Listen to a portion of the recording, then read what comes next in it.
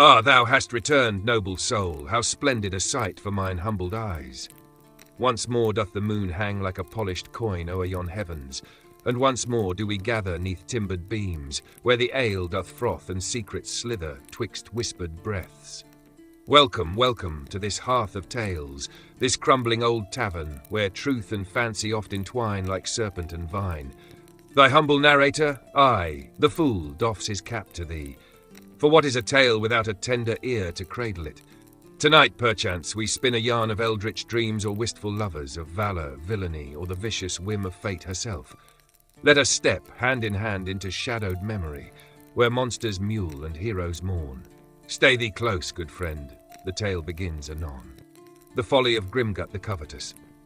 In the days of eld, when dragons yet dreamt beneath the mountains and kings were crowned by starlight, there dwelt a goblin most vile and avaricious, hight Grimgut of the hollow warrens.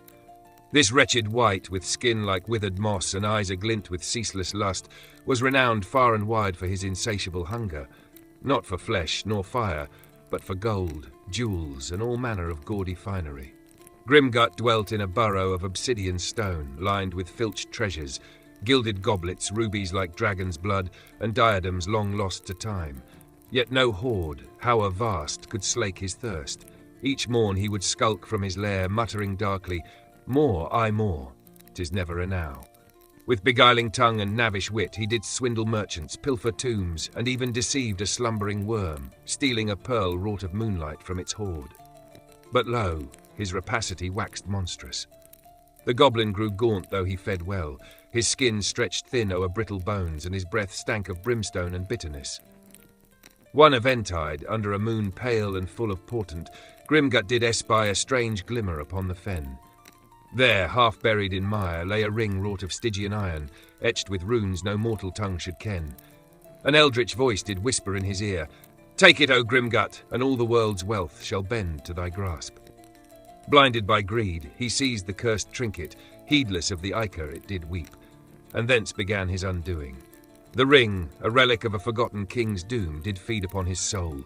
Each treasure he touched turned to ash, each gem to glass. Still he clawed and cackled, hoarding shadows and dust, shrieking, "Mine, all mine," till naught remained but the ring and his pitiful husk.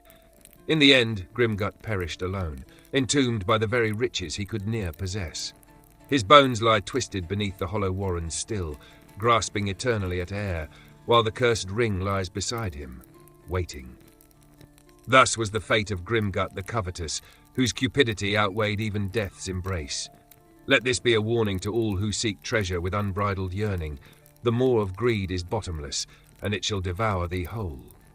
Ah, gentle soul, thou hast tarried long at the hearth of my humble tongue, and for that thy humble narrator doth offer his deepest bows and most mirthful gratitude. Thou hast lent thine ears to the sorry tale of Grimgut the Covetous, a goblin whose greedy maw knew no satiety, whose cursed lust for gilded trinkets led him to naught but shadow and silence.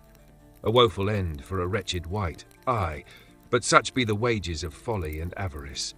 Now the candle gutters low, and the fire spits its final embers. The hour groweth late, and phantoms stretch their limbs neath the eaves of night. But fear not, though this tale be ended, the world yet brimeth with 1,000 more, of saints and sinners, of knaves and kings, of demons in disguise and angels cloaked in rags. Peradventure, on some morrow hence, thou shalt spy me once more, in the dim-lit corner of a smoke-hung tavern, or skulking mid the mist of some forgotten alley. Look not for me, yet find me still. I am the whisper in the rafters, the chuckle in the dark. I am the fool, and I am ever watching. So fare thee well, kind listener. Tread softly, dream deeply, and should fate be so kind, we shall meet again in tale and shadow. Until then, I remain thy humble narrator.